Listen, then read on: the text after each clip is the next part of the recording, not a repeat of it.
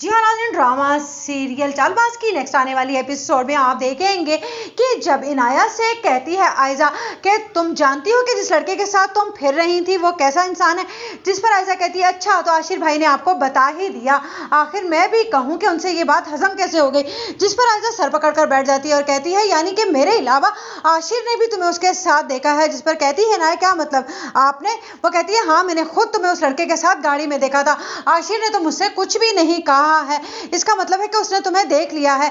और वो ये बात आखिरकार मुझसे उसने क्यों नहीं की, मुझे तो इस बात की हैरत है, ना जाने अब कैसी कैसी तोहमतें लगेंगी तुम पर। जिस पर कहेगी इनाया कोई तोहमत नहीं लगेगी, मैंने कोई गुनाह नहीं किया है, यूनिवर्सिटी फ्रेंड्स के साथ फिरना कोई गलत बात हरगिज नहीं है। जिस पर उसकी माँ कहती है तुम्हें ये छोटी सी बात लग रही है, तुम्हारे अब्बू को पता चलेगी तो तुम्हें जिंदा ही जमीन में दफन कर देंगे। उधर आयजा की जोर से बोलने की आवाज सुनते ही आशिर कहेगा भाभी क्या हुआ, नहीं मिले, आप इतना परेशान ना हो। जिस पर आयजा एकदम से कमरे से बाहर आ जाती है और सोचती है कि अम्मी आप इस बात को खुद से संभालिए और इसे समझाइएगा भी, अभी मैं जा रही हूँ क्योंकि मैं असद को बताए बगैर आशिर के साथ आ गई हूँ। यह कहकर वहां से चली जाएगी। उधर आप देखेंगे कि रास्ते में आखिरकार आशिर जिक्र करेगा कि भाभी आज मैंने इनाया को देखा था, अब वो ना रेस्टोरेंट में मिली थी जब मैं और आयशा गए हुए थे। तो उस पर वो कहेगी अच्छा तुमने उसे देखा था, तो फिर तुमने मुझसे जिक्र नहीं किया। वो कहता नहीं बस अपने फ्रेंड्स के साथ शायद आई हुई थी, लेकिन मैंने जब उससे ये पूछा तो वो मुझसे उल्टा लड़कर वहां से चली गई। मुझे